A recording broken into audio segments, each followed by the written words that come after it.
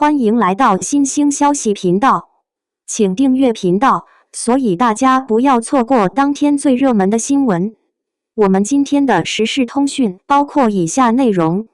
刘学义、谭松韵演技炸裂，兰香如故爱恨传奇震撼上线。兰香如故爆火背后，刘学义、谭松韵演技炸裂，将爱恨交织的虐恋演到极致。从退婚少爷到卑微丫鬟，两人在血海深仇中试探拉扯，每个眼神都是刀尖上的舞蹈。最近大家的朋友圈和聊天群里，是不是都被一部叫《兰香如故》的古装剧给刷屏了？很多人可能刚开始还纳闷，这年头的古装剧一部接一部，都快让人审美疲劳了，怎么偏偏就这一部能跟平地一声雷似的，一下子就炸开了锅，让那么多人熬着夜追得停不下来？这事儿其实挺有意思的，它火的不是没道理。今天咱们就坐下来，像街坊邻居唠嗑一样，好好盘一盘这部剧到底有什么魔力，能把观众的心抓得这么牢。首先，咱们说说这演员选的，那叫一个绝。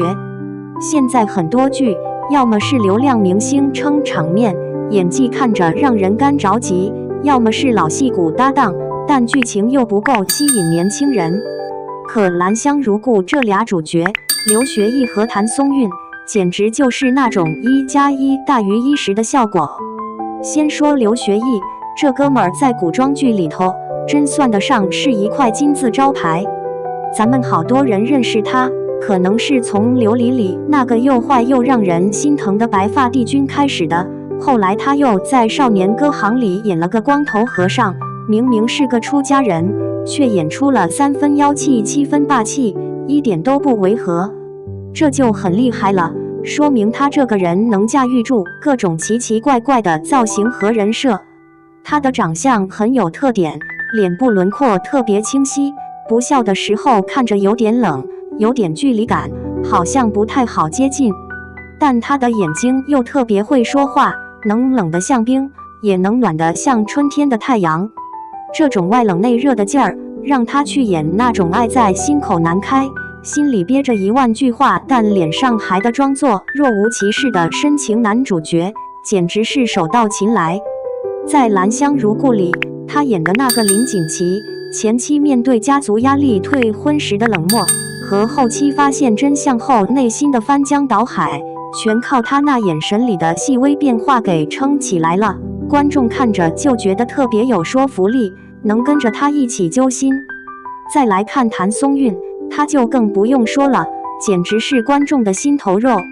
他的厉害之处在于，不管演什么角色，你都觉得特别真实，特别亲切，好像就是我们身边会遇到的那种人。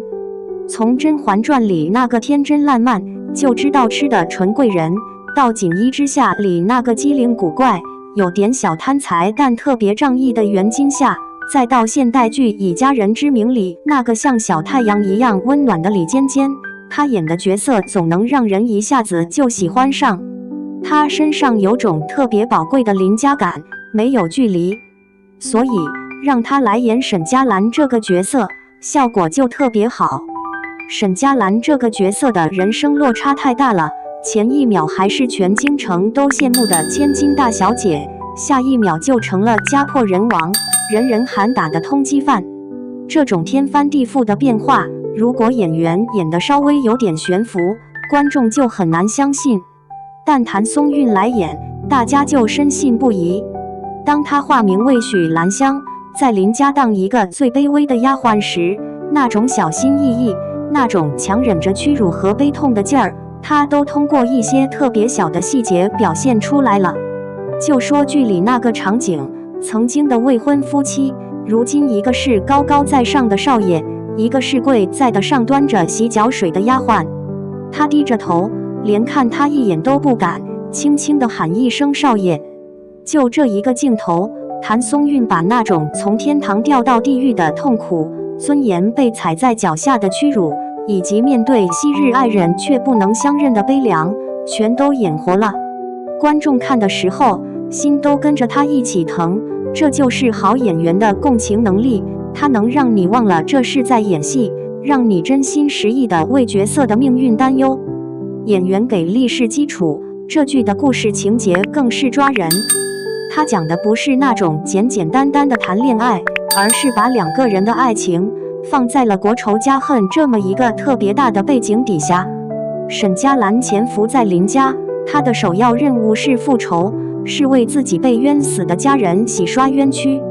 所以她对林锦旗的感情就变得特别复杂。一方面，这个人是她从小就喜欢的，有过婚约的男人，内心深处的情感是很难一下子就掐死的。但另一方面，林家在他家出事后立刻退婚，撇清关系，这种背叛又像一根刺一样扎在他心里，所以他每天都在爱和恨之间来回撕扯。这种内心的矛盾和痛苦是推动剧情发展的最大动力。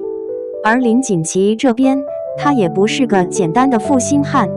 他当初退婚可能也有很多身不由己的苦衷。当他面对眼前这个叫许兰香的丫鬟时，他的内心也是一团乱麻。这个丫鬟身上总有种说不清道不明的熟悉感，让他忍不住去关注，去试探。他从一开始的怀疑，到后来的好奇，再到慢慢发现一些蛛丝马迹后的震惊，整个心理变化过程，剧里都铺垫得特别好，一层一层的揭开，让观众看得特别过瘾。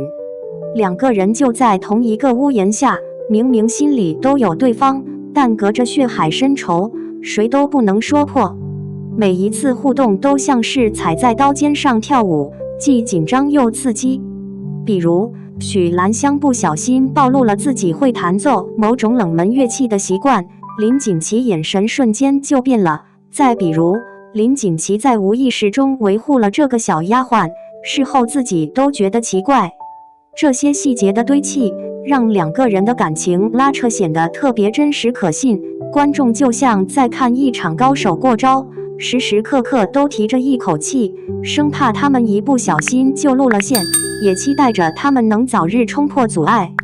这种把爱情和悬疑、复仇元素结合在一起的写法，让整个故事的格局一下子就打开了，比那些只知道卿卿我我的偶像剧要深刻得多，也更能引起大家的共鸣。